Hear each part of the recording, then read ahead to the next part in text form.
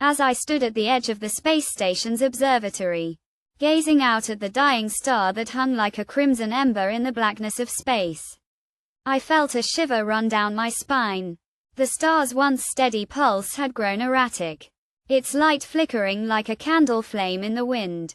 I had been sent to this distant outpost as a historian, tasked with documenting the final days of a celestial body that had once been the lifeblood of an entire civilization. But as I watched, a strange occurrence caught my eye, a ripple in the fabric of space-time, like the surface of a pond disturbed by a thrown stone.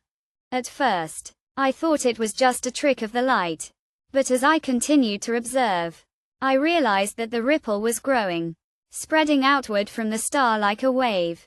I felt a sense of unease creeping over me, a sense that something was very wrong. I knew that I had to report this to the station's commander. But as I turned to leave, I saw her, a woman with piercing green eyes and hair as black as the space that surrounded us. She was standing at the far end of the observatory, her gaze fixed intently on the star. I felt a jolt of recognition, as if I had seen her before. But I knew that was impossible. I had never met her. And yet, as the days passed, I found myself drawn to her again and again, our conversations growing longer and more intense. Her name was Aria, and she was a physicist, working on a top-secret project to harness the energy of the dying star. But as we talked, I began to realize that she was hiding something from me, that she was working on a project that could potentially change the course of history. And I was torn between my duty as a historian to document the truth, and my growing desire for Aria. I knew that I had to make a choice, but I didn't know what the consequences would be. It wasn't until the station's commander called an emergency meeting that I realized the true extent of the danger. The ripple I had seen was not a natural phenomenon. It was a sign of a catastrophic event that would destroy the station and everyone on it.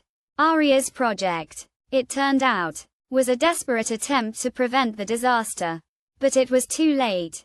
The event was already in motion, and we had only hours to stop it. I knew that I had to act, but I was frozen with fear. Aria, however, was calm and focused, her eyes burning with determination. Together, we set to work, racing against time to prevent the disaster. But it was too late. The event occurred, and the station was torn apart by a blast of energy that seemed to come from nowhere. I was thrown to the floor, my ears ringing from the explosion.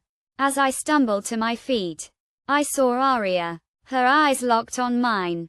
We were the only survivors, and we knew that we had to get out of there. Fast we made our way to the escape pods, our hearts pounding in our chests. As we fled the station, I felt a sense of loss and grief. Everything I had known was gone, destroyed in an instant. But as we emerged into the safety of space, I turned to Aria and saw something in her eyes that gave me hope.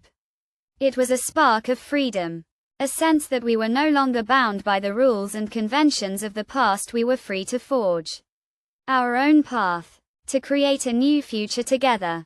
And as we drifted through the void, the dying star a distant memory, I knew that I had made the right choice. I had chosen Aria, and I had chosen freedom.